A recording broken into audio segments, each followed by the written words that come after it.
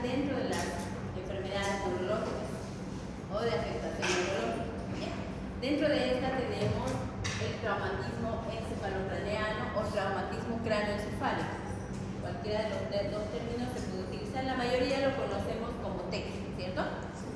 Entonces, esta patología es muy frecuente, sobre todo en la etapa de la niñez y de la adultez joven o la adultez temprana, que es donde mayor exposición tienen a peligros o algún tipo de accidente automovilístico y todas esas cosas, ¿no?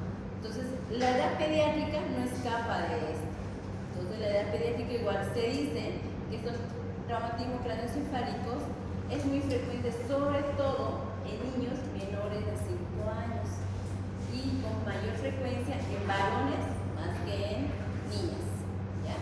Entonces, como concepto, lo primero que vamos a definir es a qué llamamos traumatismo craneoencefálico o TEC. Definición.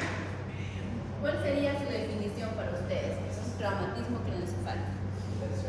Lesión, ¿dónde? En el cráneo, en la cavidad craneana o en la bóveda craneana, ¿no? ¿Qué más?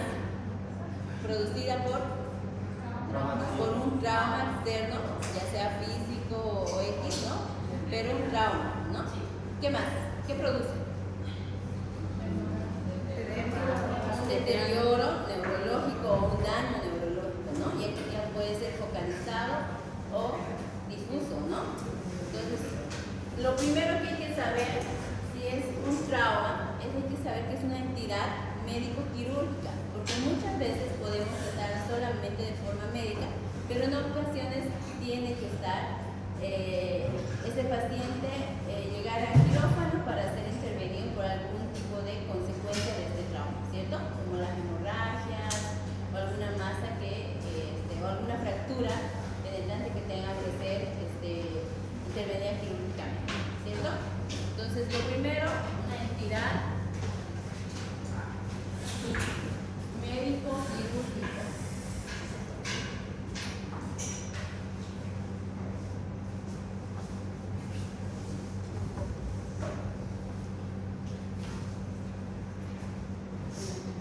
Que afecta a la bóveda craneana.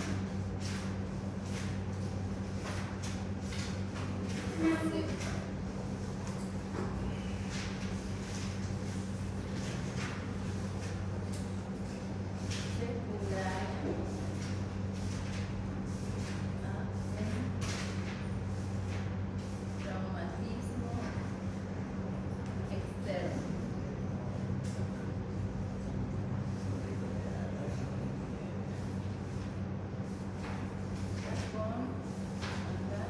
Con afectación neurológica transitoria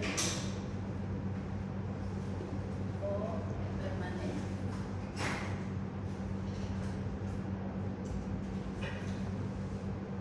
Permanente. ¿Ya? Esta es la definición que tenemos que estar claros. Si se dan cuenta, es una definición que abarca tanto la etiología como el cuadro clínico o la lesión como tal, ¿no? Entonces, cuando hablamos de bóveda craneana, no solamente nos referimos al cráneo, ¿cierto? Todo el compuesto que tiene dentro del cráneo. Sobre todo encéfalo, ¿ya? Todo ahí con las capas meningeas, todo ahí, el cráneo como tal, y obviamente la piel que recubre el cráneo, ¿ya? Todo eso va siendo parte de lo que es la afectación neurológica. ¿Okay? Entonces, traumatismo, acuérdense, una entidad médico-quirúrgica que afecta todo lo que es la cabeza, sobre todo bóveda craneana y encéfalo, secundaria a una lesión que es por trauma, generalmente externo, que realiza una afectación neurológica, ya sea transitoria o permanente. ¿Okay?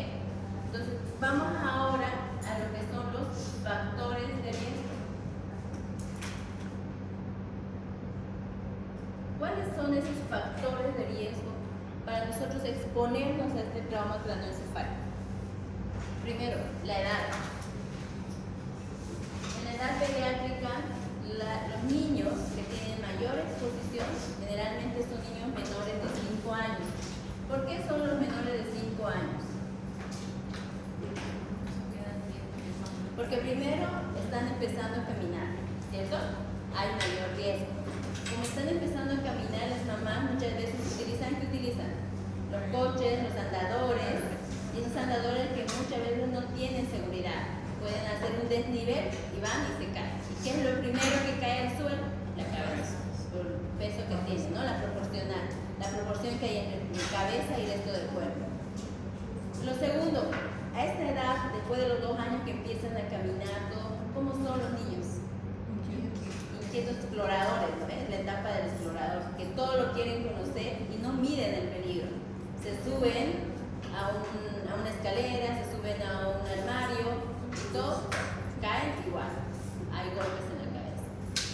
Y no solo eso, también ellos a veces incluso hacen, como no miden el peligro, pueden hacer actividades que les conlleva esto. Por ejemplo, golpes directos de la cabeza, ¿no? O a veces incluso querer manejar algún tipo de monopatín, bicicleta, igual hacia la cabeza, ¿cierto? Entonces, y de acuerdo al sexo, ¿cuál sería el sexo más afectado? Los masculinos son los más traviesos, ¿no? Sexo masculino. Otros factores de riesgo. Aparte de la edad. ¿Qué otro factor de riesgo hay? Están los factores sociales, no sé si alguien dijo. Acá, dentro de lo social, no solamente están esas mamás que de repente no tienen mucha atención con sobre todo los recién nacidos o los niños así lactantes menores, son los que tienen que tener cuidado, que a veces caen en la cama, se caen en el coche, ¿no? Pero también acá están los famosos maltratos infantiles, que muchas veces son la causa de ese trauma craneoencefálico, sobre todo los niños sacudidos, los que les dicen zarandeados, ¿no? O sea, todos los que los sacuden pueden provocar, vamos a ver en fisiopatología, pueden provocar hemorragias. Entonces también ahí debemos ver en la parte social los maltratos infantiles.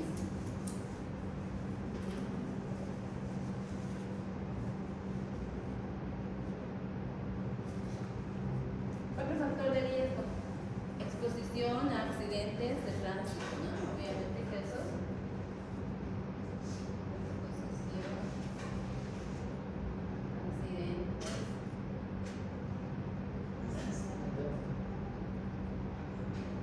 Ahí no solamente se refiere a que esté en movilidad, sino también en motocicleta, ¿no? Que es muy frecuente acá en nuestra región. Entonces, esos son los factores más importantes que igual a la vez, cuando nosotros hablemos de tratamiento o abordaje, lo vamos a ver, porque son, si se dan cuenta, los dos últimos son factores prevenibles, son factores que podemos modificar. Si llegamos a tener una buena educación con las mamás o con la familia, podemos llegar a evitar estas exposiciones. Pero obviamente la edad ya es un poquito difícil, ¿no? Pero los dos últimos sí. ¿Ok?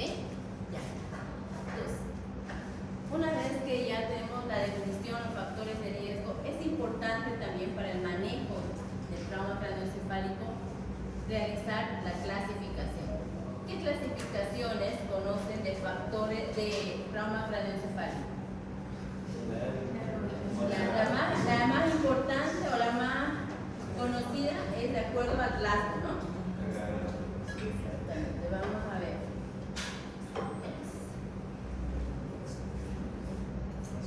La primera clasificación,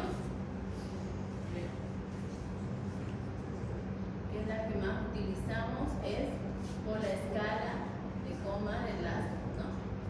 Y esa se va a clasificar en leve, moderada y severa.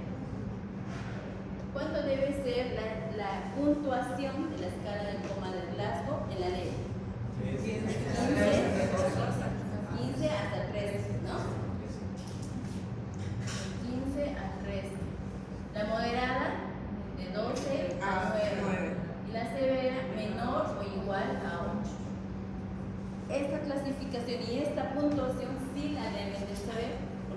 acuerdo a esta puntuación, nosotros vamos a tomar la conducta.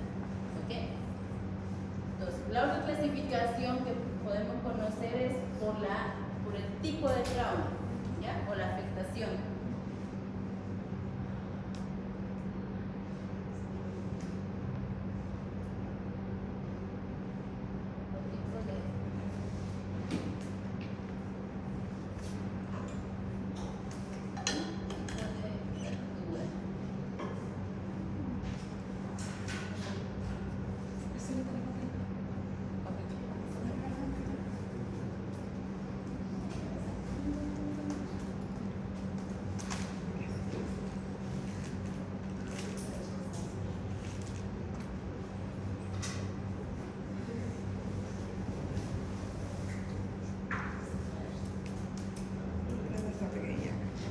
Por el tipo de lesión, también puede haber una clasificación de acuerdo al grado de afectación en relación a las fracturas, al tipo de fracturas que hay. Pueden ser fracturas lineales, que generalmente el cráneo está íntegro, por eso se llama cerrada, o sea, no hay afectación en realidad. Y pueden ser las penetrantes, que son generalmente esas fracturas deprimidas, que son con objetos confusos, que sí hay afectación ya de la integridad de lo que es la bóveda craneal, ¿ya? O del cráneo como tal. Y también, de acuerdo a la afectación neurológica,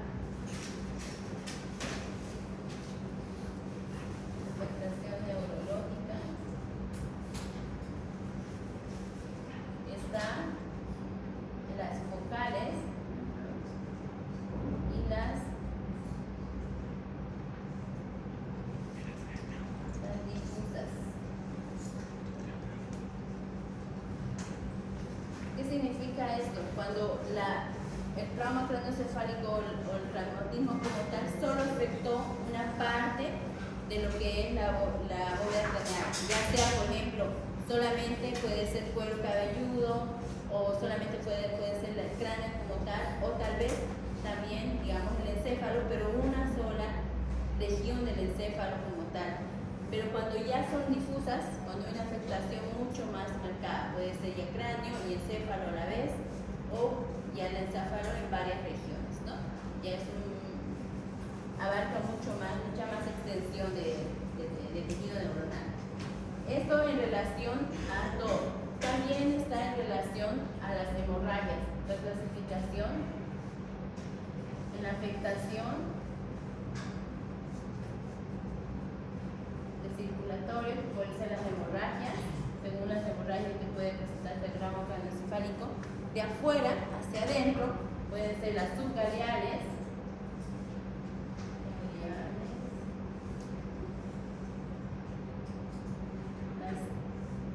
epidurales,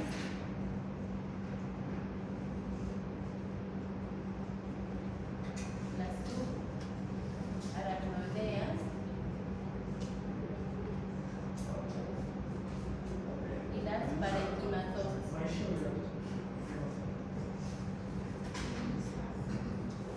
Si se dan cuenta, estas hemorragias es de acuerdo a la región donde se afectó.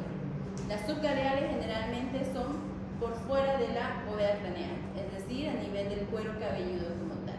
No hay afectación. Las epidurales a nivel del cráneo y la primera capa, ¿no? Las subaracnoideas, que pueden ser también a veces infecciosas, por ejemplo, como en el caso de la meningitis, pero en este caso pueden igual producirse hemorragias cuando hay un trauma directo, ¿ya? Y las parenquimatosis cuando ya el daño está a nivel del parénquima cerebral, ¿ya? O sea, del tejido cerebral como tal. Estas son las clasificaciones más importantes que a veces nos ayudan a tomar conducta, ¿ya? Sobre todo, acá en el tipo de fracturas también pueden ser estas penetrantes, generalmente se relacionan también con fracturas de base de cráneo, que más adelante lo vamos a hablar. De base de cráneo. ¿Por qué es importante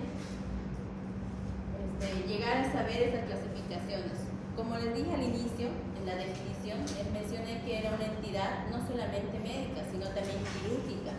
Y muchas veces el tipo de lesión o el tipo de de traumatismo o la afectación como tal, si es difusa o localizada, nos ayuda a tomar la conducta para determinar si en ese momento es quirúrgica ese traumatismo craneoencefálico.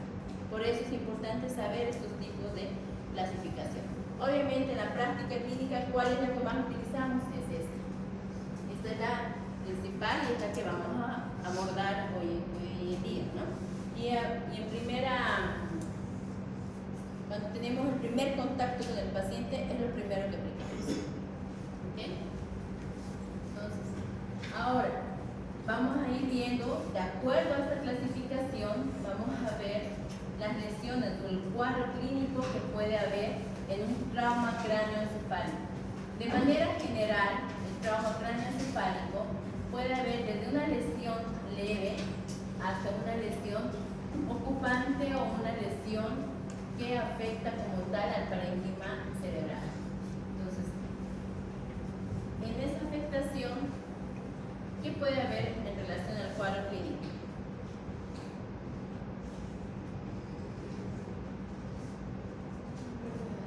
¿Qué es lo primero que tiene que haber?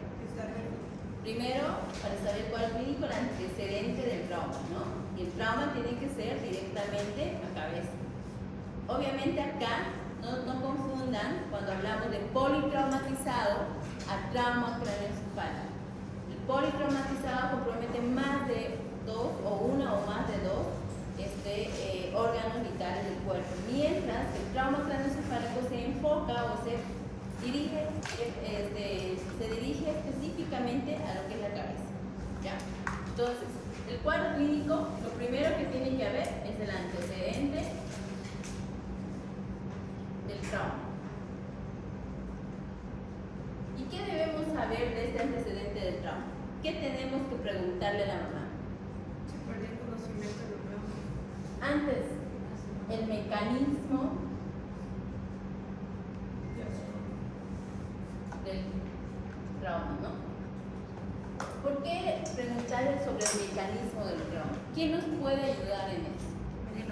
Es lo mismo una caída de 50 centímetros a una caída de 2 metros. Es lo mismo un golpe en marcha a un golpe que esté yendo corriendo. La velocidad, la profundidad del golpe, la intensidad del golpe, es muy importante esto, ¿sabes? Porque a eso, cuando nosotros realmente identificamos el mecanismo, vamos a llegar a más o menos imaginar el grado de lesión que podamos tener con ese niño. Y no subestimemos, porque ese bebé que de repente tuvo una caída de 2 metros puede llegar con un Glasgow 15-15, pero a la hora de llegar en emergencia a eso, llega a un Glasgow de 8 o menos en una hora. Y solo a veces pasa eso porque no preguntamos el mecanismo del trauma. En pediatría es muy importante porque el niño muchas veces si es un lactante no habla. Entonces, ¿quién nos tiene que decir? Es la mamá o el cuidador que está con ese bebé. En cambio un adulto lo primero que llega, me caí de tanto. Lo primero que dice, ¿qué le pasó? Pero un niño no. Por eso es importante interrogar sobre el mecanismo del trauma. Y también, porque les mencioné los factores de riesgo que estaban los niños de maltrato infantil.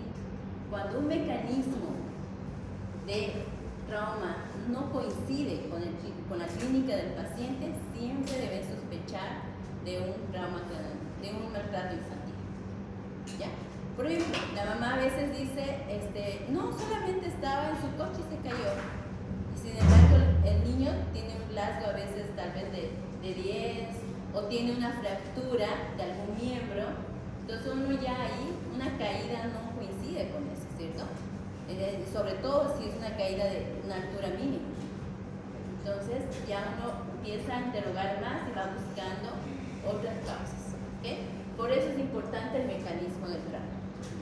¿Qué más debemos saber del antecedente del trauma? Aparte del mecanismo. El tiempo. Es muy importante porque, como les dije, muchas veces el tiempo de instauración de la afectación neurológica en los traumas craneoencefálicos no es inmediata. ¿Cuándo es inmediata? Cuando es algo grave o moderado. Cuando el golpe realmente fue fuerte y de repente sí lo hace, o cuando es penetrante, ¿no? Ahí lo vamos a ver y es algo ya alarmante. Pero si es de repente una leve a moderada o ha habido algo más, muchas veces esos niños, la instauración del daño neurológico no es en el momento. Esperamos, vamos a ver más adelante cuántas horas tenemos que observar a un niño de acuerdo al tipo de TEC, si es leve o moderado. ¿Ya? Muchas veces a las 24, 48 horas recién aparecen las lesiones. Entonces sí o sí debemos saber el tiempo de evolución, desde el momento que se dio el trauma hasta el momento que llegó con nosotros. ¿Okay? ¿Qué otro parámetro debemos tomar en cuenta en el traumatismo? Vimos el mecanismo del trauma, el tiempo. Es importante ver con qué fue el trauma, el objeto como tal del trauma. ¿Creen que es importante? Es importante porque a veces los materiales romos o las paredes, mesas o algo no es lo mismo que, por ejemplo, un objeto corto punzante que tuvo que ser directamente el trauma, o el tipo de, o sea, si es un accidente movilístico, si es por una movilidad o es una motocicleta. Obviamente cuando ya sabemos que es una motocicleta, obviamente sabemos que el trauma tuvo que ser un poquito mayor, ¿no es cierto? Que una movilidad que tiene mayor protección. Entonces el objeto del trauma es igual importante. Todas estas cosas, si bien no lo hacemos en el momento, pero tenemos que hacerlo una vez que estabilicemos nuestro paciente. Ya más adelante vamos a ver que esto de repente es secundario, pero tenemos que preguntar todo esto para hacer nuestra historia clínica. Okay. Aparte del antecedente del trauma, ahora sí vamos a los signos y síntomas. ¿Qué puede haber en un trauma craneoencefálico? Dolor localizado, ¿no? Entonces va a haber dolor y generalmente va a ser cuando hay contusiones, ¿no? Localizadas. ¿Qué más hay aparte de dolor? ¿Ah? Llanto, claro, secundario su dolor, sí. ¿Pero qué más? ¿Qué hay cuando hay afectación neurológica? Ya hemos visto meningitis. Cefalea, vómitos, ¿no? ¿Vómitos de qué tipo? Explosivos.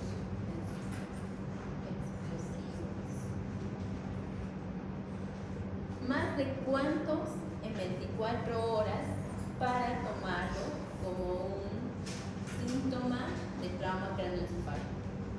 ¿Cuántos? Porque a veces llora y tanto llorar puede vomitar y de ahí no vuelve a vomitar más. Porque ya vamos a ver más adelante para la clasificación que los vómitos entran dentro del trauma craneoencefálico moderado. Entonces, ¿un vómito será suficiente para ponerlo en ese grupo? ¿Cuántos? 2 o más, ¿ya? Pero que sean en 24 horas y sean consecutivos, ¿ok? Uno solo no. 2.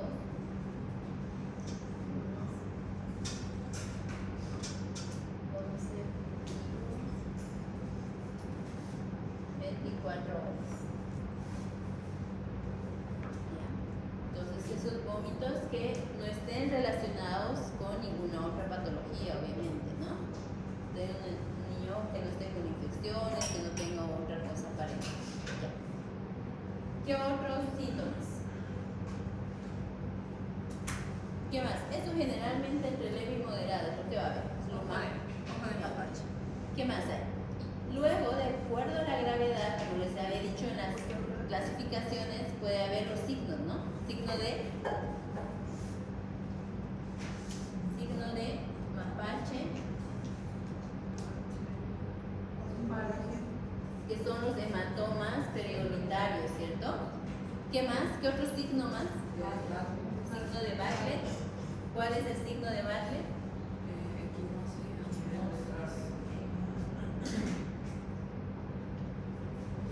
Acá, ¿no ves? Retroauricular, en la parte de atrás igual. Ambos son signos de qué? De fractura de base del cráneo, ¿no? Fractura de base. Una es anterior, la otra posterior, pero signos de fractura. ¿Qué más puede haber? Si ya estamos a daños como tal. Otorragia.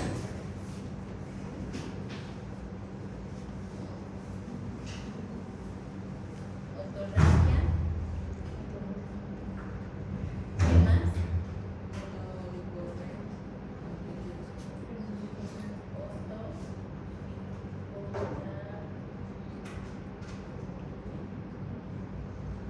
Es decir, sangre por oído o líquido cefalorraquídeo por oído, ¿no? ¿Qué más? Aparte, ¿qué más puede sangrar? Ya sangró aquí oído, ¿qué más? Nariz, ¿no? Epístasis.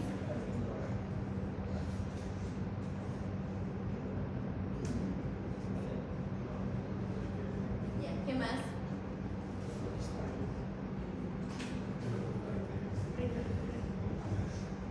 Si hay fracturas, ¿qué puede haber igual en cuero cabelludo? ¿Qué? Lesiones, heridas, ¿no?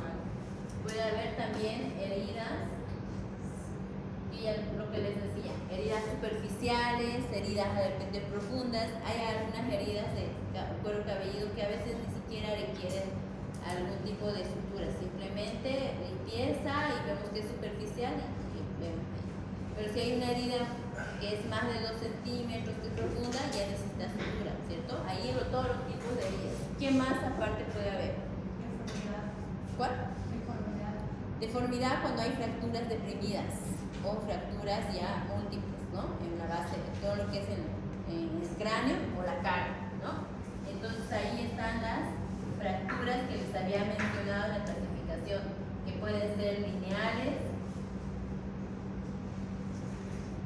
pueden ser únicas, pueden ser múltiples,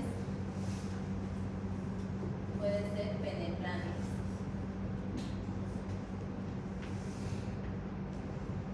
¿Dónde tenemos generalmente las penetrantes? Cuando hay accidentes de automovilísticos o accidentes de motocicleta, ¿ya? Donde la exposición es mayor, sobre todo cuando los niños no van a veces con casco, es mucho mayor la exposición. Entonces, si hay una piedra, hay un tronco o algo, ahí puede haber ese tipo de fracturas, ¿ya? Cuando hacemos fracturas lineales, pequeñas, únicas, generalmente cuando son golpes, por ejemplo las caídas de la cama, golpes con algún objeto así como pared, ¿ya? En esos tipos de fracturas, tipos de traumas puede haber esas fracturas. ¿Qué otros signos podemos encontrar en trauma craneoencefálico? Anisocoria, si es la parte pupilaria, es anisocoria. ¿Qué más? Pupilas hiperactivas. Eso ya es más constante. Pero ¿qué más puede haber? Y todo lo que vamos midiendo en lo que es la escala de Glasgow. Y es acá donde entra y donde debemos evaluar la escala de Glasgow. Aparte de lo que podemos ver todo esto, nosotros dentro del cuadro clínico debemos examinar, ¿cierto? Debemos hacer signos y síntomas, pero a la vez evaluar el examen físico. Y dentro del examen físico en trauma craneoencefálico, desde el inicio se debe evaluar la escala del coma de Glasgow, ¿ya? Entonces, ¿hasta acá alguna duda? Puede convulsionar, pero las convulsiones generalmente son más tardías, con las que vamos a tener en contacto las primeras 24 horas, de acuerdo al grado de TEC, van a ser con esto, ¿ya? Eso es de acuerdo al grado. Después, convulsiones, hemorragias o hipertensión endocraniana, edema cerebral, son más tardías, cuando el cuadro ya está instaurado, ya son secundarias. Todo esto va a depender, obviamente, de todo lo que es una lesión primaria o secundaria.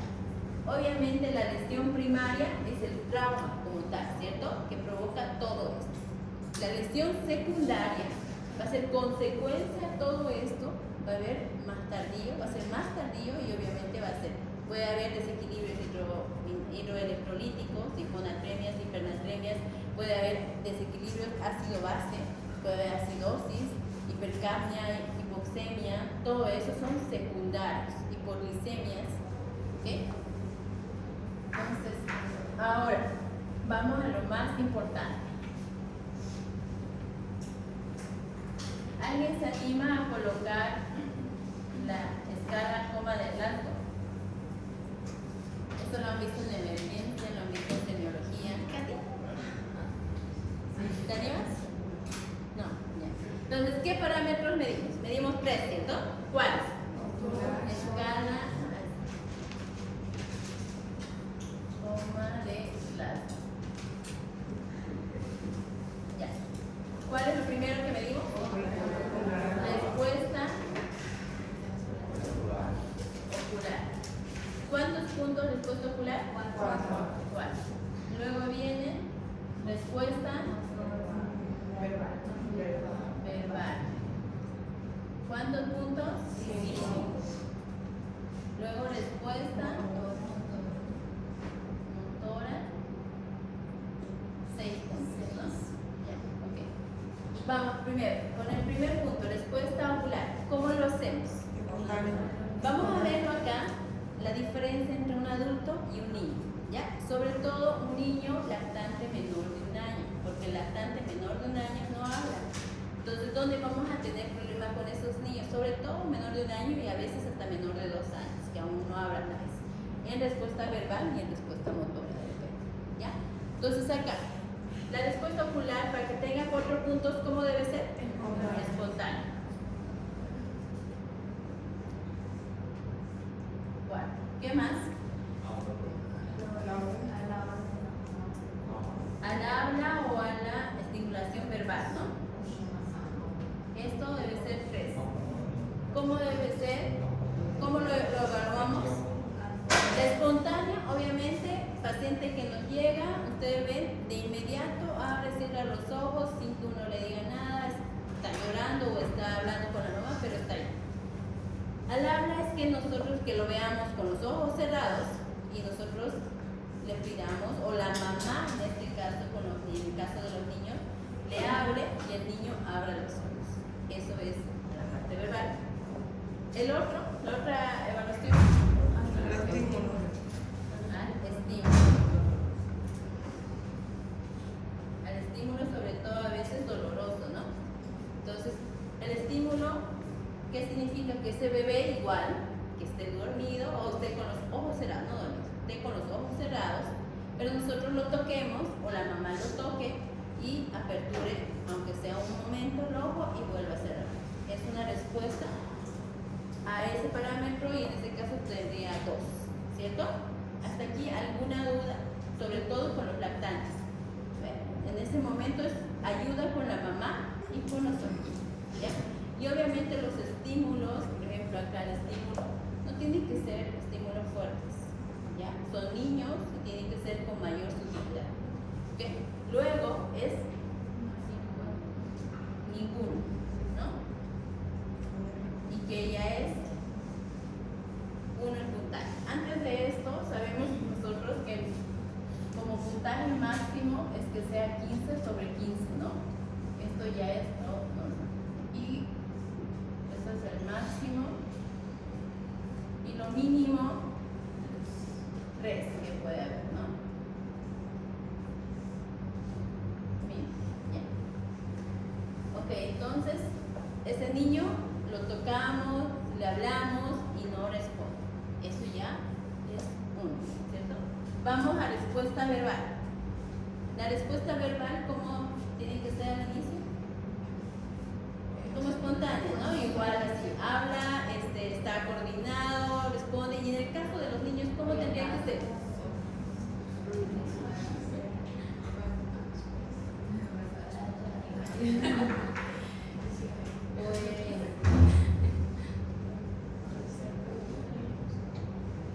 ¿Cómo es en el caso de los niños? ¿Cómo hacemos? ¿Cómo vemos? ¿Cómo debería ser? Depende de la edad, puede haber balbuceos, sílabas, palabras. Por ejemplo, un niño pequeño, un recién nacido o un niño de 3 meses, ¿qué va a hacer? Solo sonidos. La mamá, obviamente es la mamá que tiene que hablarle para que él tenga una voz conocida y pueda responder. ¿Ya? Entonces nosotros estamos al lado de la mamá y lo que tenemos que observar es la respuesta que haga. Entonces, obviamente acá no va a haber, en cambio en un adulto, nosotros le preguntamos qué pasó o dónde está, todo, ¿no? O sea, espacio, tiempo y persona. ¿Quién, cómo se llama? ¿Dónde está? ¿Qué le pasó? ¿O a qué hora es? ¿Qué día es? Pero eso no lo hacemos en un niño.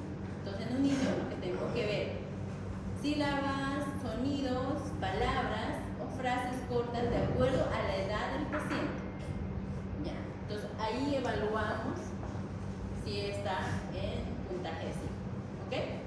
Entonces luego, confuso. Acá, coherente. Coherente. O sea, es un diálogo coherente. Luego viene una respuesta verbal confusa, ¿no?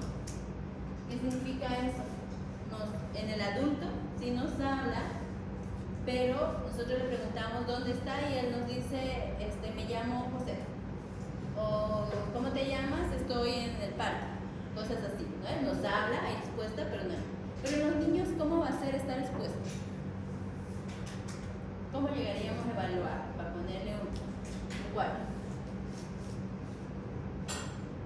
La irritabilidad, ¿ya?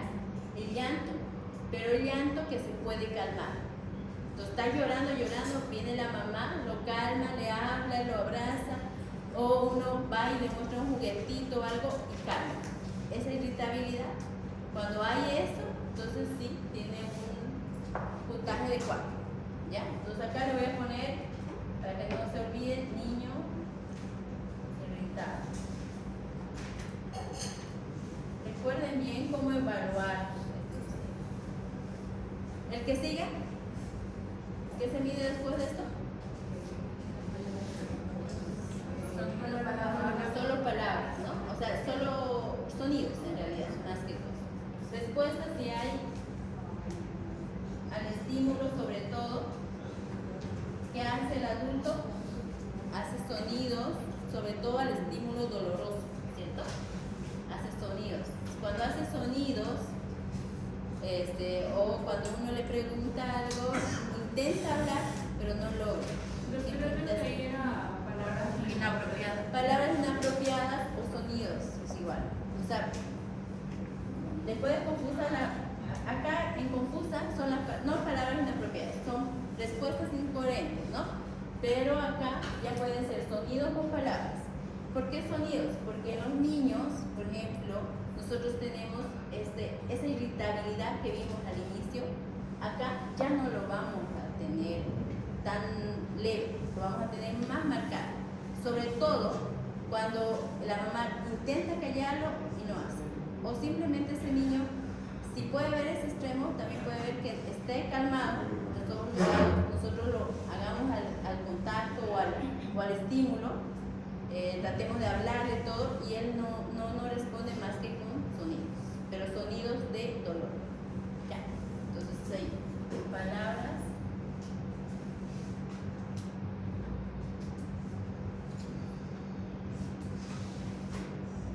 Ya. Este sería el 3.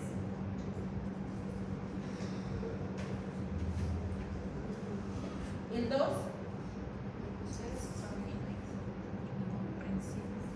¿Qué hay ahí? Los sonidos, pero de los adultos, ¿no ven? Pero en niños, ¿qué va a haber? ¿Qué va a haber en niños? Ya no hay respuesta. Si hay respuesta puede haber quejidos, es decir, un sonido de, así como que medio que lo tocó algo, pero un sonido corto, así, quejido. No hay más nada, no haya sonidos, no haya respuesta, no hay ni palabras, ni sílabas, nada. Solo quejidos, pero ¿alguna vez han escuchado a un niño cuando tiene dificultad respiratoria? Que tiene ese quejido que lo mismo hace acá. ¿Ya? Por eso que acá va a haber más que todo quejidos.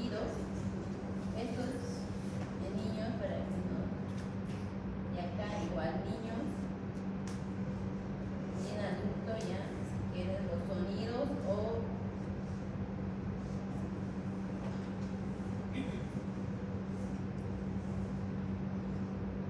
este es el 2, ¿no? Y el último, obviamente que no haya respuesta, ¿no?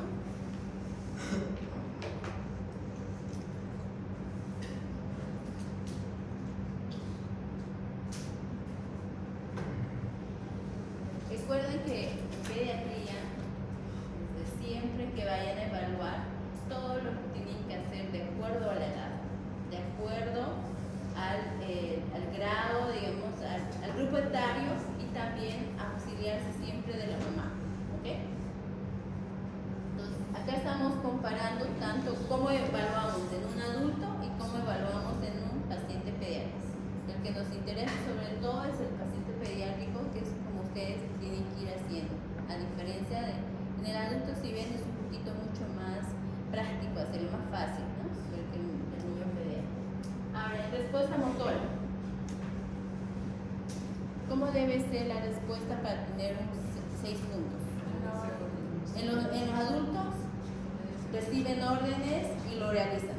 Levante la mano, levante el pie derecho, el pie izquierdo, todo, lo hacen. Pero en los niños, ¿cómo debe ser? Sí, espontáneo, exacto. Pero si es un lactante, usted lo pone en la camilla y empieza a mover las manitos, empieza a mover los pies.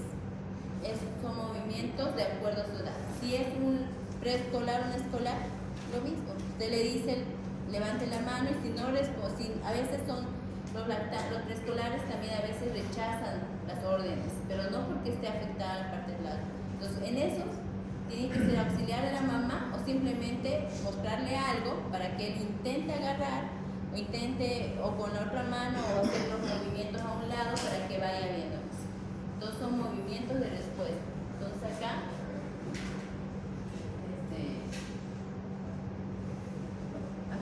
cumple órdenes, ¿no? Que son adultos. Pero en niños, lactantes, movimientos espontáneos de extremidades.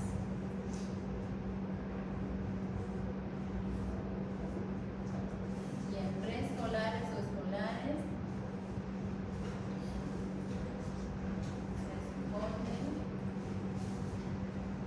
a estímulos de movimientos. Es decir, como les mencionaba, les muestro algo, un juguete o algo, intento darle y ellos intentan agarrar. Le voy al otro lado, igual intento darle de ese lado, también intenta agarrar, ¿ya? O algo que les llame la atención. Y los lactantes lo coloco en la camilla, hacen los movimientos tanto de manitos como de pies.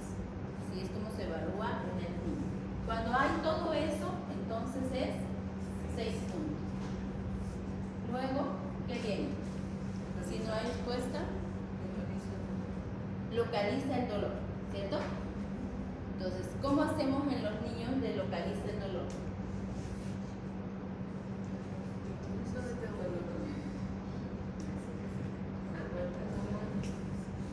Casi que igual que en el adulto, donde le vayamos a tocar a veces, ellos si le duele, le retiran. Hay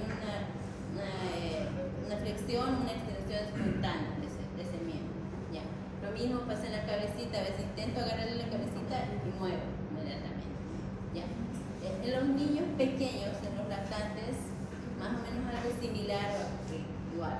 Tratamos de colocarlo,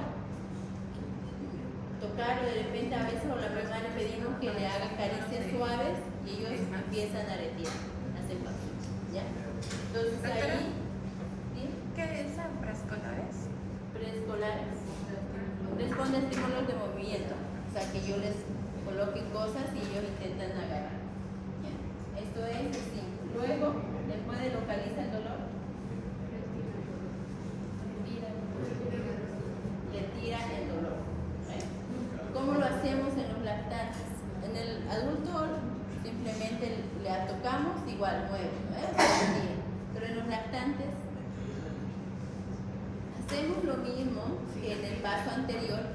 un poquito más de presión, un poquito más intenso el estímulo o la palpación, ¿ya? Entonces así vemos que realmente puede retirar al dolor.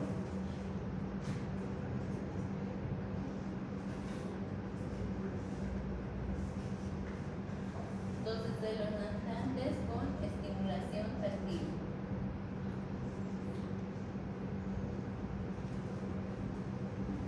Es así como llegamos a hacer sobre todo con los niños pequeñitos. Luego, ¿qué hacemos? ¿Qué movimiento? Flexión, ¿no? Primero, el de la flexión normal, ¿no? Flexión en extensión. O sea, este niño lo acuesta usted en la camilla, está totalmente en extensión, o sea, pero sin no marcar, ¿no? Flexión normal.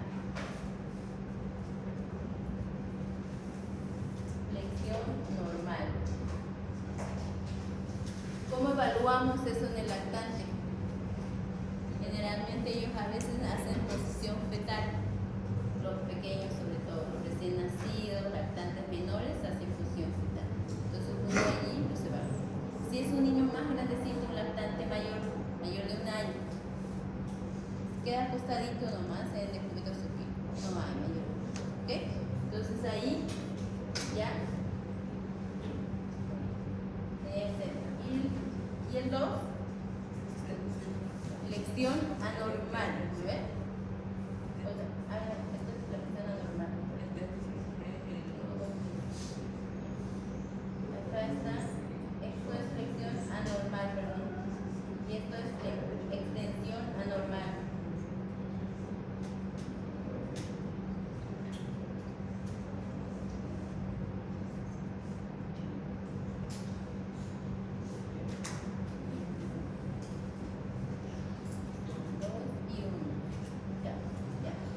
Acá habíamos mencionado que primero retiren el 3, en el 4 es que retira al dolor cuando hay sobre todo una estimulación táctil de mayor intensidad, ¿no? Y luego la flexión anormal, como en posición fetal, como les decía, la extensión anormal cuando ya el niño está con una hiperextensión, ¿ya? 2, y cuando ya no hay una respuesta. Entonces, en esta hiperextensión, generalmente los niños, por más que uno los llegue a estimular o les hable, no hay esa, y uno lo toca y son rígidos, ¿ya? Entonces, y aquí cuando no hay ninguna respuesta, no hay ni al estímulo doloroso, ni verbal, ni táctil, no hay respuesta ninguna, ¿ok? Acá, sobre todo, en el Glasgow, más que el puntaje, ustedes tienen que tener la habilidad de cómo evaluar los pediátricos, porque ya ustedes se saben su puntaje. En el adulto es mucho más fácil porque el adulto es directa la evaluación, pero en el lactante menor sobre todo no. Sí o sí tenemos que tener a la mamá al lado o al cuidador para poder realizar y ver la manera de cómo llegar a explorar estas respuestas. De acuerdo a esta respuesta ya les había hecho la clasificación, ¿cierto? Aparte de esta escala de Glasgow, ¿qué otra región del cuerpo se llega o qué otro tipo de exploración realizamos en todos los pacientes con trauma craneoencefálico? La respuesta ocular, pero el reflejo pupilar, ¿no? Y no solamente eso, ahí ya vemos la parte neurológica, ¿no? ¿Qué otras?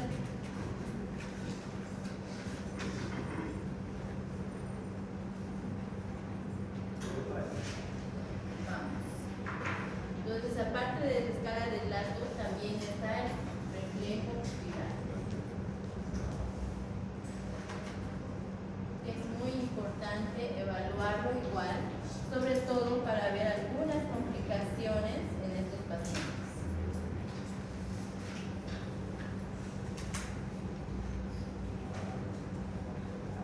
Ahora, una vez que ya tenemos nuestro paciente que llegó con un trauma craneoencefálico y aún no sabemos la clasificación, Realizamos todo lo que hasta el momento les mencioné en relación a todo lo que es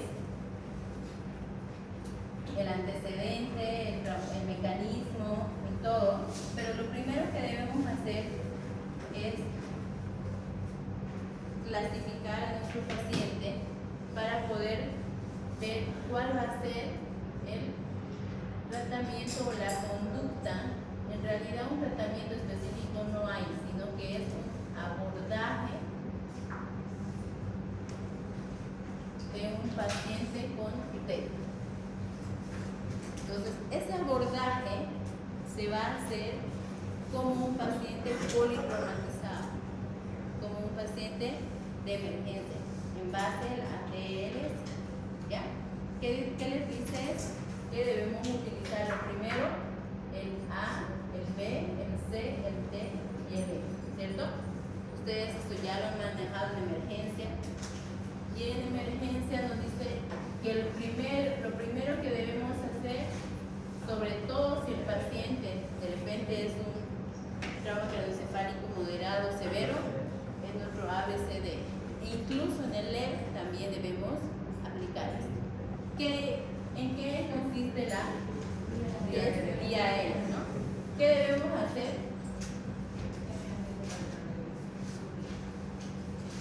Vamos a ir desde un leve hasta un severo. ¿Qué hacemos en un leve?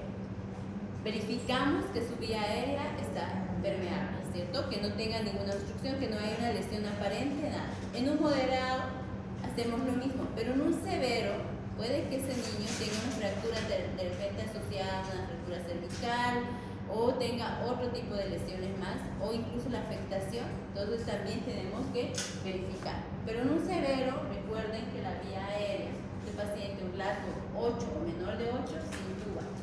Entonces ya debemos nosotros tener todos nuestros materiales para hacer un aislamiento de la vía aérea, es decir, una intubación orotraqueal, ¿ya? Entonces, en el B, circulación. Respiración, perdón, respiración.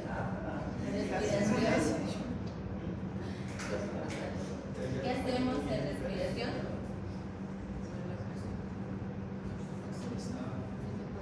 En una leve, ¿qué hacemos? Verificar que esté normocémica, es decir, medimos saturación, verificamos que no haya ningún tipo de alteración, que tenga buena ventilación, así garantizamos nuestra oxigenación cerebral, ¿cierto? ¿Qué más? Y en un moderado, en una leve es de que está ahí, ¿no? Es que todavía ahorita no les he dicho qué es lo que hacemos con cada uno, pero que está estable ese paciente. Pero si está una moderada, una severa, ¿qué hacemos en respiración? ¿Qué debemos hacer? Que siempre yo les digo en la práctica que va monitorización. En la monitorización tenemos frecuencia respiratoria, frecuencia cardíaca y saturación de oxígeno. Como vamos a ver más adelante, es importante tener una normoxemia, porque una hiperoxemia, es decir, darle oxígeno más de lo requerido, nos produce igual vasoconstricción y puede igual, más bien empeorar nuestro cuadro. Y una hipoxemia igual puede producir vasodilatación y también nos puede empeorar. Entonces, para los pacientes lo ideal es mantenerlo normoxémico. Por eso es importante igual ver esta parte de la respiración, las monitorizaciones, sobre todo moderadas y severas. ¿Ya? Y en los leves también control de signos vitales, pero haciéndolo ya de forma intermitente, cada hora, cada 2 horas, dependiendo. ¿Ya? La C, circulación. ¿Qué hacemos en circulación? Si es, por ejemplo, una leve, verificamos que no haya ninguna lesión que esté, digamos, con algún tipo de sangrado o algo, ¿no? Y si es una moderada o una severa, con de repente una fractura de base de cráneo o una fractura expuesta o penetrante, ¿qué hacemos con esos? Colocarle una vía para garantizar nuestra normovolemia, porque igual, así como la hiperoxemia, la hipovolemia también no es en contraproducencia, o sea, es algo que nos puede afectar todo el curso de todas las consecuencias o las lesiones secundarias que puede producir este trauma craneoencefálico. ¿Ya? Entonces, la circulación igual, ver que no haya ningún tipo de sangrado. Lo otro es garantizar una normovolemia a través de una vía periférica, ¿cierto?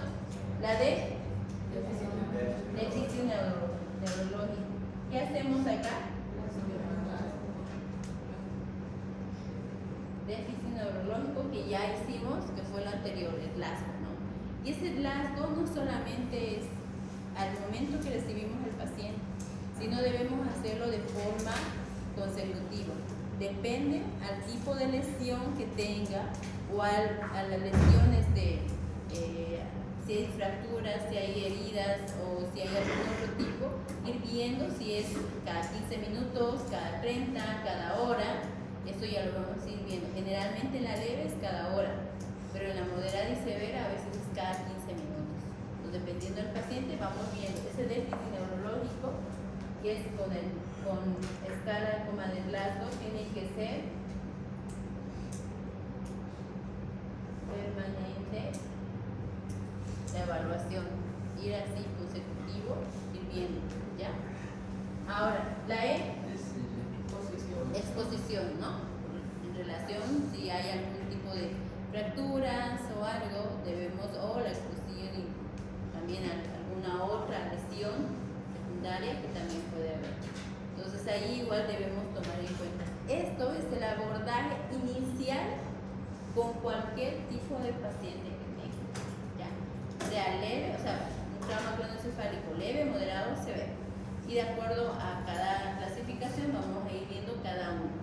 Ahora, ¿cómo hacemos una vez que ya con esto estabilizamos nuestro paciente? ¿Qué hacemos? ¿Cuál va a ser nuestra conducta en un paciente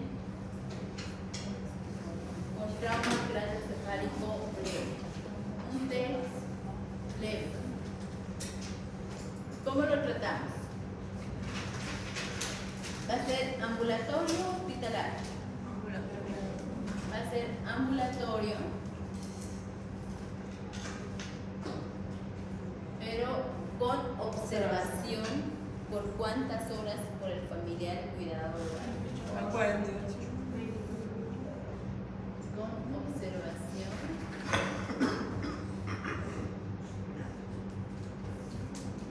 seis horas en el hospital.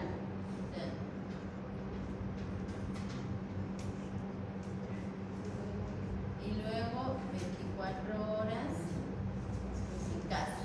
¿Qué significa esto?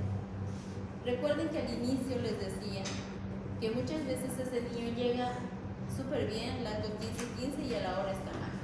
Entonces, estas primeras 6 horas que yo les pongo en el hospital, ese niño, aunque sea leve, se queda. Sobre todo, si es menor de 1 año, si ven o están sospechando de un maltrato infantil, o si el mecanismo de producción de la lesión del trauma es algo, por ejemplo, llamativo.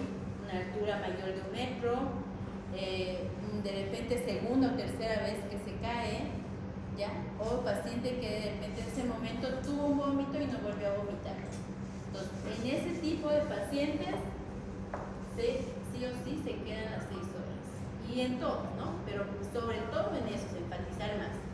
Luego ya, después de las 6 horas, en el ambiente hospitalario, porque usted no me puede decir, llegó, ya se puede ir mamá, no pasa nada. Ya pasaba muchas veces que regresan a las 12, 13 o 14 horas, ya llegan con un déficit neurológico, un Glasgow a veces de 10 o 8. Ya no se ha pasado. Entonces esos niños se quedan 6 horas en observación, no necesitan internarlo, simplemente decirle que se queden en el consultorio, que se queden en el ambulatorio o en el hospital. Las 6 horas que cada hora vamos a ir evaluando.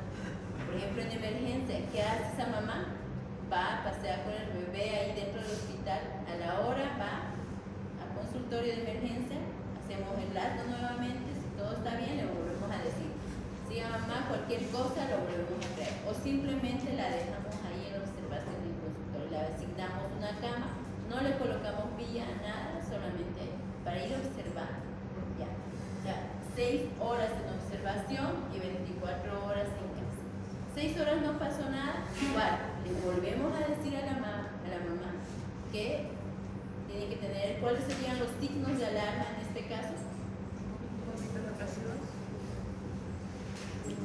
¿Cuáles son? Vómitos frecuentes, cefalea tensa. Eso generalmente, esos signos, ya el niño va a instaurarlo. Eso no se instaura en 8 horas. O sea, no demora en presentarse. ¿Ya? ¿Cuáles son esos signos del alarma? Vómitos frecuentes, cefalea y comportamiento anormal. Es decir, que el niño a veces dormía 2 horas y ahora no quiere dormir. Hacía siesta y no quiere hacer la siesta. O de repente está más irritable de lo normal. Entonces, eso es otro signo de alarma. Comportamiento anormal. ¿Qué más hacemos con este paciente? ¿Indicamos tomografía? ¿Indicamos rayos X? No.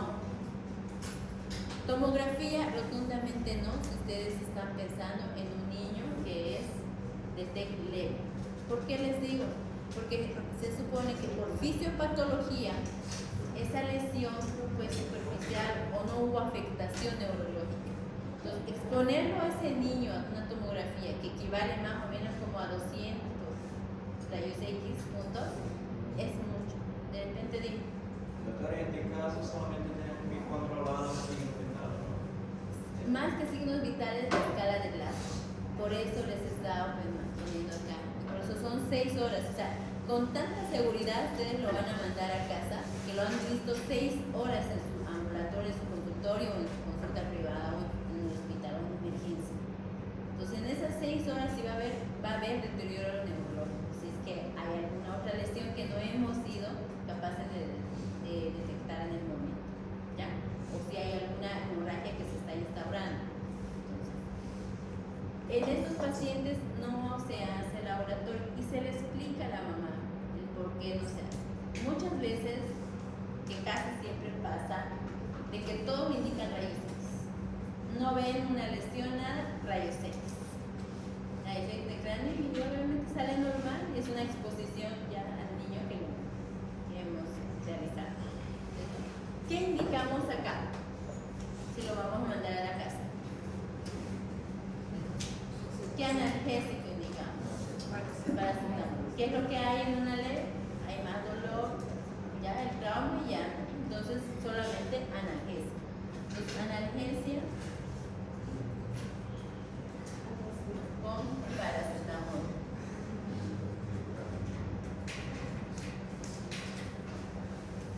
¿Le quitamos la dieta? No. Todos mantenemos su dieta normal, su conducta, como les dije, si toma 2 biberones, que tome los 2 biberones, no tienen por qué disminuir, porque queremos evaluar el comportamiento de esas 6 horas. Entonces, analgesia, su paracetamol, con la dosis que le corresponde, de 10 a 20 miligramos por kilo dosis, y ya. ¿Qué más hacemos?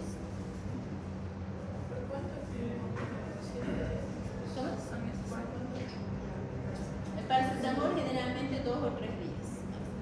¿Ya?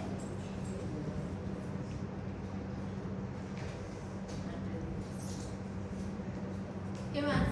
Si hay de repente una lesión lacerante o algo en la casa, igual se hace la cura, la limpieza y ya.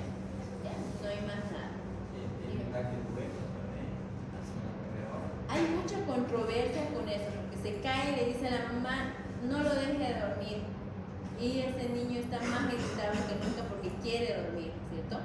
Entonces, en estas primeras 6 horas se indica que sí debemos mantenerlo en alerta, es decir, despierto. Pero después de las 6 horas, usted puede dejarlo dormir. A veces pasa más de 6 horas y y la mamá que no lo deja dormir, ya le toca su siesta y no lo deja dormir. Muchas veces, incluso a veces antes de las 6 horas, si el niño quiere descansar, lo puede hacer, pero recuerden que en estas 6 horas hay una evaluación horaria de clase. Y cuando nosotros evaluemos, tenemos que ver la respuesta que tiene. No importa que esté dormido, podemos despertarlo y ver cómo responde. Entonces, no necesariamente tiene que ser evitar que duerman, porque eso a veces nos da al falso comportamiento de irritabilidad de su niño y a veces ya estamos pensando en el signo de alarma. Entonces, podemos, ¿qué? Todo es viendo de forma integral al paciente para ver si hay algo más que nos hace pensar que se nos está queriendo complicar. Dudas con el manejo de TEC leve. Paciente con ese antecedente de caída, sobre todo caídas menores de 1 metro, que va a ser la diferencia para la TEC moderada. ¿Ya? Acá el antecedente, acá le voy a colocar antecedente de caídas menores de 1 metro de altura. ¿Ya? Cama, entonces que no hayan vomitado, que no hayan perdido el estado de conciencia, son preguntas o comportamientos fundamentales en este paciente. TEC leve, recuerden, traumatismo o un antecedente de trauma en cabeza, pero sin vómitos, sin pérdida del estado de conciencia, paciente alerta, largo 15-15, o puede ser 14, pero que a la hora normalice de 15-15, ¿ya? Que no tenga ninguno de los signos de alarma, se queda bajo observación 6 horas y luego 24 horas en la casa, ¿cierto? Solamente analgesia, no he solicitado rayos X, no he solicitado tomografía. Entonces ahora vamos al TEC moderado. ¿Cuál es ese TEC moderado? ¿Cómo tendría que ser el lado de nuestro paciente? 12-9. ¿Qué más tendría que haber en nuestro paciente?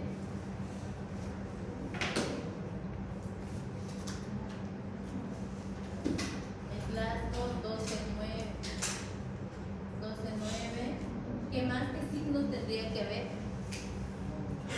Moderado. Ya hay cefalea, ya hay vómitos, ¿ya? Y este paciente hay vómitos, cefalea, pérdida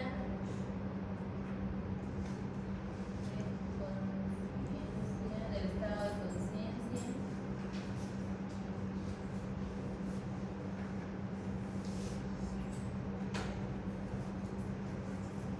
Acá puede haber heridas, fracturas, obviamente, pero con un largo que todavía mantenga entre 2 y 9. ¿Ya? Incluso puede haber igual el signo de mapache, todo, pero con este lado, ¿ok? Aquí sí hay. Este paciente sí se interna.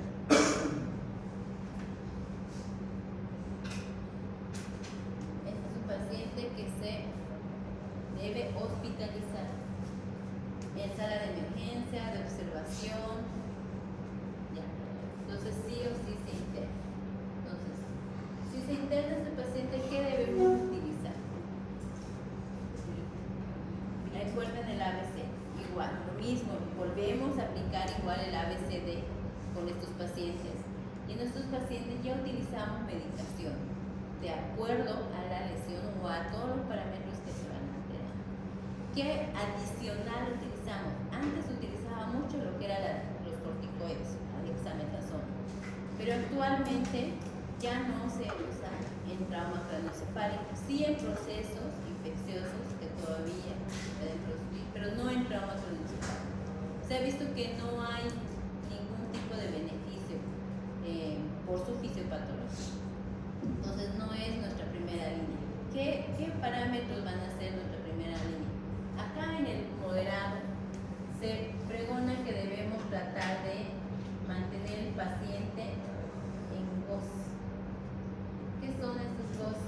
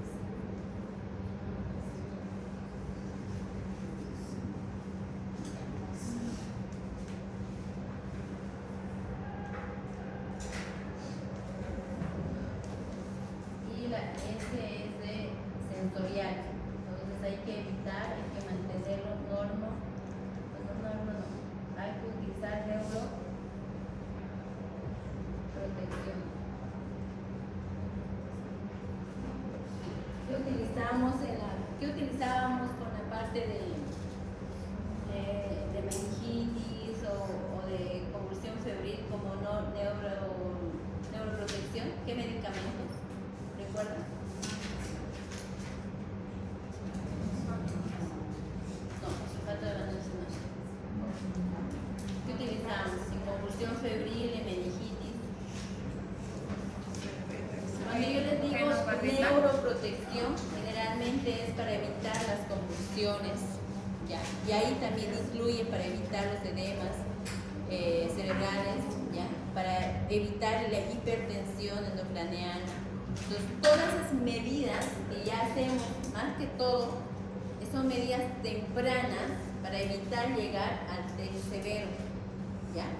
Porque en el TEC moderado, si hay un Glasgow, ¿no? La afectación todavía no es tan marcada. Que puede haber en un edema cerebral de repente, que todavía no llega a producir un edema, una hipertensión endocraniana, ¿ya? Todavía no hay focalización neurológica.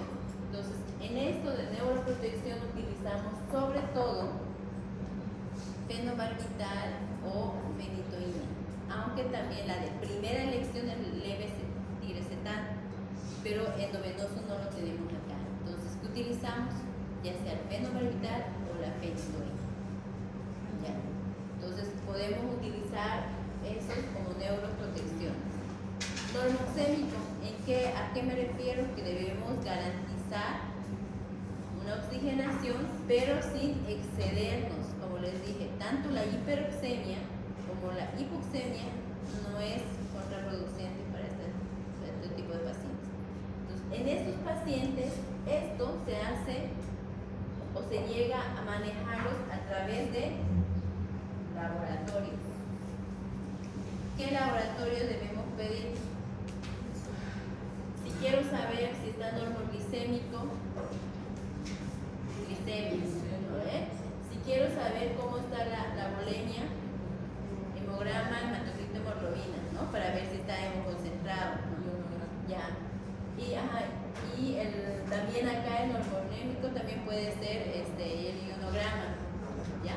Pero más que todo eso, el normoxémico, gases arteriales. Entonces, pedimos química, pedimos hemograma, ionograma, gases arteriales,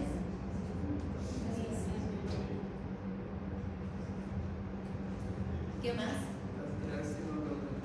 ¿El qué? Gasometría, ¿no?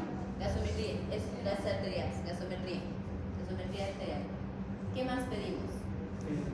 El ionograma, recuerden, para ver si hay hipernatremia y hiponatremia, que eso también me hace daño neuronal, y dentro de neuroprotección está evitar esas afectaciones que me hagan edema cerebral o que me provoquen otra alteración neurológica, que me agraven esa afectación neurológica como tal. Pero acá pedimos algo que no llegamos a pedir en esto, que es, acá sí está indicado la tomografía. Sí o sí en este paciente se debe indicar, está indicado. Obviamente, si el paciente está inestable, no inmediatamente, ¿no? Hay que estabilizarlo primero y después llevarlo a tomografía. Que a veces llega y se enfoca más en la tomografía y este paciente a veces convulsiona o hace un paro en el servicio de tomografía. En solo llevar. Entonces aquí sí pedimos TAC de cráneo. ¿Por qué no rayos X? Y yo voy directamente a TAC de cráneo. ¿Qué nos mide? O sea, ¿qué nos evalúa el rayos X de cráneo? ¿Y qué nos evalúa el TAC de cráneo? ¿En qué se enfoca el rayos X? Solamente la parte ósea, ¿no ve? Ahí vamos a ver solamente si hay fractura o alguna lesión ósea como tal. Pero recuerden, en definición, yo les decía que hay afectación, que puede haber afectación de la bóveda craneana o de su contenido, que es el encéfalo como tal. ¿Y dónde vamos a ver eso? Con el TAC de cráneo. Entonces no pierdan el tiempo con rayos X. directamente un ataque craneal, a menos que no tengan su servicio, pero igual, lo ideal es el ataque craneal. ¿Ya? La medicación, obviamente, este paciente ya va a estar no solamente dependiente del implante, ya hay cuidados intermedios. La monitorización de todos los parámetros tiene que ser ya cada 15 o 30 minutos. ¿Falta? Ya.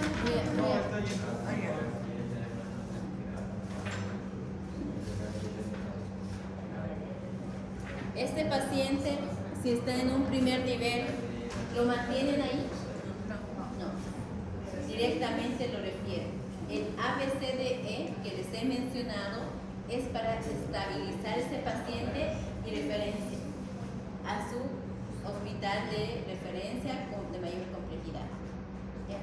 Ahora, si tienen ustedes esos pacientes, de repente ya tienen el diagnóstico de un TEC severo, están en un primer nivel, ¿lo van a mandar a un segundo nivel? ¿O un tercero? Un tercero. Es lo que hacen muchas veces. Saben, ponen en su referencia TEC severo y lo mandan a un segundo nivel. En un segundo nivel no tenemos neurología, no tenemos neurocirugía, no tenemos terapia intensiva donde va a entrar ese severo. Entonces no pierdan el tiempo, mándenlo directamente a un tercer nivel. Entonces, eso es para esas, a veces, cosas que, esos datos que muchas veces no lo llegamos a pensar en el momento, a veces corren la vida del paciente. O sea, son causa de muerte. ¿Por qué? Porque perdemos, ¿cuánto? 30, 40 minutos, una hora. Ese paciente a veces ni siquiera está con aislado, hace hipoxemia o hipoxemia y ya. Paro o hemorragia y fallece el paciente. Entonces, este paciente va a estar internado, ya puede ser cuidado intermedio, unidad de cuidados intermedios o una sala de emergencias, ¿no? Ahora, vamos al TEC severo. Ya vamos a terminar. En el TEC severo, ¿cómo tiene que estar nuestro paciente? El Glasgow menor a 8, ¿no? O menor o igual a 8. ¿Qué es lo primero que tenemos que hacer con este paciente, con ese lado? Intubar. Pero antes de intubar, ¿qué tienen que verificar? Claro, sí, pero la permeabilidad incluye ver cómo está su columna cervical. Ya, si bien estamos hablando de trauma craneoencefálico, muchas veces también está asociado por la misma caída, por el mismo mecanismo, a fracturas de columna cervical. Entonces verifiquen primero eso, porque pueden agravar su paciente. Entonces verificar eso, ya es intubación, ¿no? Pero pongamos que este paciente está en el campo, no tienen ustedes tubo orotraqueal para intubar, no tienen ni siquiera laringo para poder intubar. ¿Qué hacen con este paciente? ¿Qué le ofrecen? Oxígeno. Hay muchas veces cánulas que sí tienen. Colocarle y una oxigenación permanente. No tiene oxígeno, por lo menos a través de una bolsa autoinflable, es decir, la AMPU. Por lo menos eso, pero garantizar esa vía aérea. ¿Ya? Y obviamente inmediatamente ya llevarlo con una vía periférica, ¿no? Llevarlo hacia el hospital más cercano, por lo menos para que ya estabilicen a este paciente. En ese caso sí pueden hacer eso. Si no está este paciente estabilizado, no está con un tubo, es menos de 8, salgan por lo menos a un segundo nivel para que lo intuben y después lo manden a un tercero. Lo que hace en ese caso sí. ¿Ya? Entonces, ¿qué más hacemos con este paciente? ¿Qué más va a tener este paciente? Este paciente obviamente ya va a estar internado en unidad de terapia intensiva pediátrica. ¿Ya? Bajo monitorización, aquí hacemos, este paciente muchas veces ya no solamente es médico, también es quirúrgico. Puede tener una hemorragia de repente subaracnoidea, una hemorragia epidural,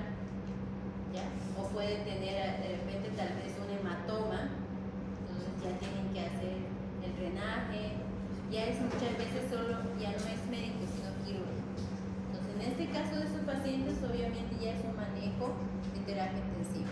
Pero igual, aparte de intubar, hacen monitorización, acá, valoración,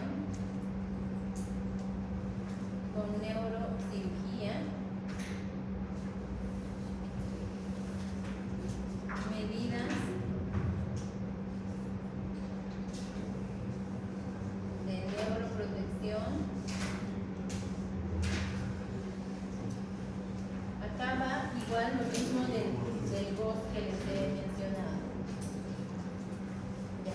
Igual, todas esas medidas, ya algo más específico, obviamente.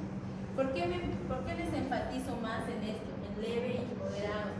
Porque a pesar de todo, de lo frecuente que es esto, casi el 80% de los traumatismos cráneoencefálicos en pediatría, gracias a Dios, son más leves.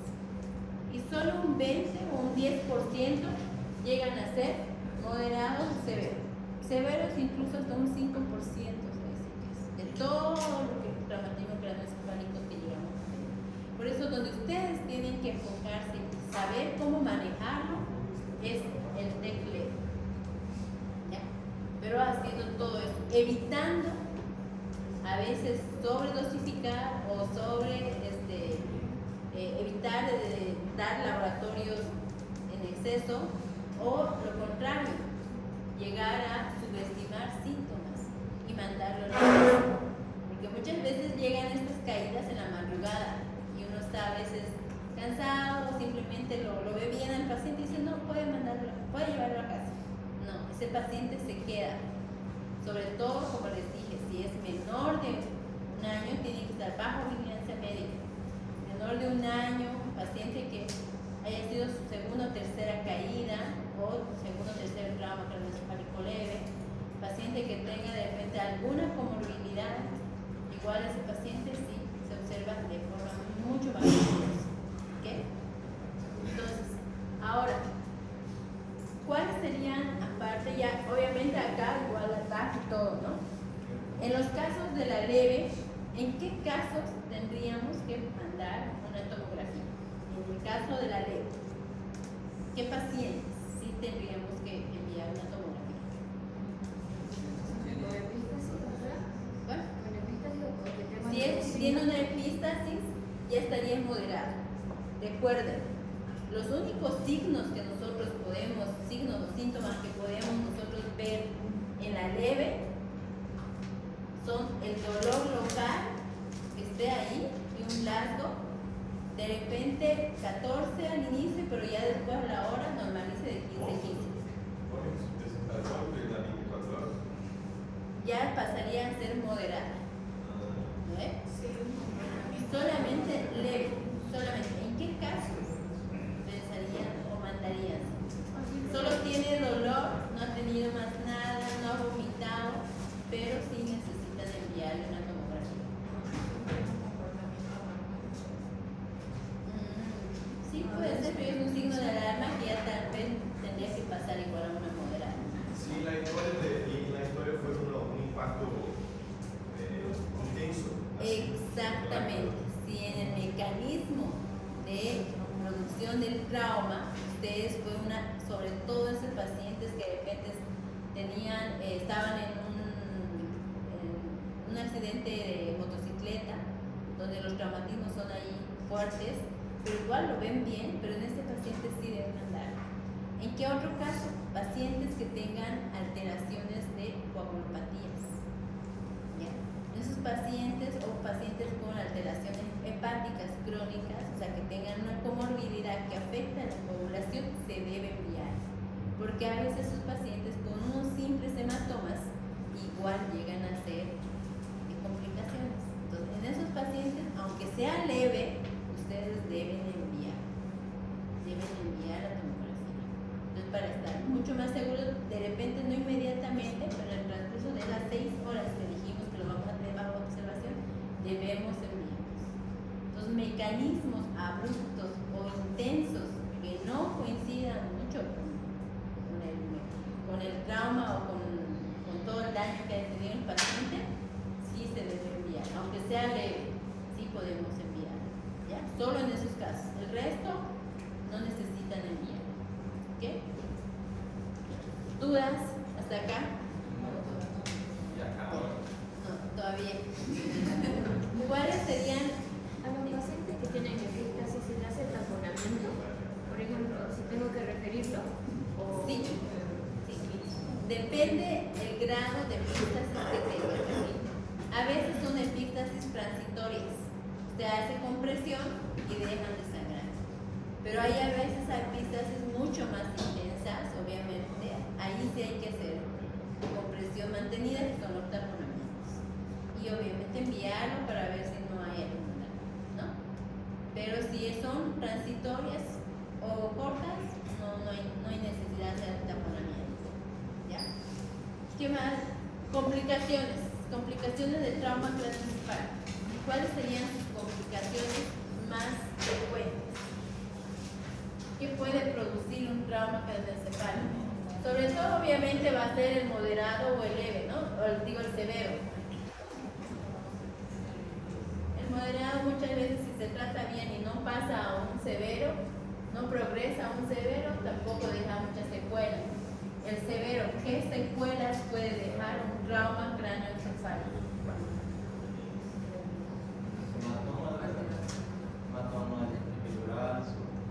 Pero eso es parte de la lesión, eso es la lesión como tal. Hemiplejías, secuelas, parálisis, ¿no ves? Hemiplejías, ¿qué más? Sorderas, ¿no? Entonces, igual, esas son las complicaciones más frecuentes, sobre todo. Retraso del lenguaje, retraso del desarrollo global de crecimiento, todo eso es afectación. ¿Ya? Entonces, ahora, ¿cuál sería la profilaxis que ustedes tendrían en estos pacientes? Porque les dije, dentro de los factores de riesgo había muchos que eran prevenibles. Entonces, esto también es frecuente en los traumas craneoencefálicos. ¿Cuáles tendrían que ser esas medidas terapéuticas o preventivas para poder evitar esto? Evitar sacudir a los niños, levantarlos bruscamente. Evitar primero las sacudidas de los niños, ¿no? Evitar esos movimientos bruscos, sobre todo en lactantes. Por eso está contraindicado en los recién nacidos agarrar los pies, ponerlos boca abajo, ¿no? ¿Hasta cuándo eso es contraindicado? Está contraindicado. ¿Hasta cuándo? Por ¿Hasta ejemplo? cuándo? ¿Cuántos años? No, es que no se hace. No se debería hacer porque hay riesgo de hemorragias, microhemorragias. Una terapia ahora que tiene una persona que hace así, que le pendura los niños y pone arriba los niños, que se pongan para un lado, para otro, por los brazos, por las piernas. No debería ser. Sobre todo en niños menores de 1 año, no. Ya. ¿Qué otras medidas para evitar movimientos bruscos que afecten sobre todo la cabeza, ¿no? ¿Qué más? ¿Cómo debe ser el transporte de un niño en un móvil? O sea, ya sea en un automóvil, en una motocicleta. En los asientos de seguridad con cinturón de seguridad, cosa que no lo hacemos. Y muchas veces en los accidentes podríamos igual evitar muchos traumas como eso. En las motocicletas, ¿cómo tendrían que ir los niños? Con casco. Nunca van con casco. No hay casco para ellos. Creo que en todo este tiempo una sola vez he visto un niño con casco. Después uno utiliza. ¿Qué otra? Incluso en la bici, en los patines, tendrían que utilizar protección, ¿no? ¿Qué más? ¿Qué otras medidas de protección?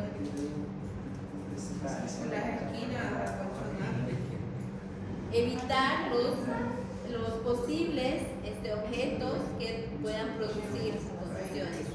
Cuando empiecen a caminar, siempre ponerlos a veces protección a las paredes, a ver, escuchen, porque son preguntas de examen iguales. Eso es preventivo. ¿Qué? Evitar los objetos contusos que puedan provocar algún tipo de esquinas, por ejemplo, esas esquinas, siempre evitar, los niños pequeños sobre todo, evitar tener seguridad tanto en las camas como en las cunas, evitar cuando lleguen a utilizar los andadores, evitar desniveles, que el lugar donde lo vaya a utilizar sea un lugar liso, que no haya gradas, ¿ya? O que no haya Esas son las medidas más importantes para poder prevenir. Si bien les mencioné que es más frecuente en niños menores de 5 años, porque ya mayores de 5 años miden el peligro muchas veces y ya la mayoría se enfocan a causa de accidentes de tránsito cuando son mayores de 5 años. En cambio, los menores de 5 años generalmente son por descuidos o porque el niño no llegó a medir por explorar, digamos, que no llegó a medir el grado de peligro que había en ciertos objetos, ¿okay? O ciertas actividades. ¿Los seguros? Para subir, o sea, claro, entonces la seguridad en realidad en casa, ¿no? Para todos los pacientes. Ok. ¿Dudas hasta acá? ¿Ya? Trauma craneoencefálico también va al segundo parcial, ¿ya? Sobre todo Glasgow, clasificación, solo teórico. Solo teórico. ¿Ya? En el práctico va hasta meningitis, que es lo que dimos lo último en clase práctica. Desde el inicio hasta meningitis.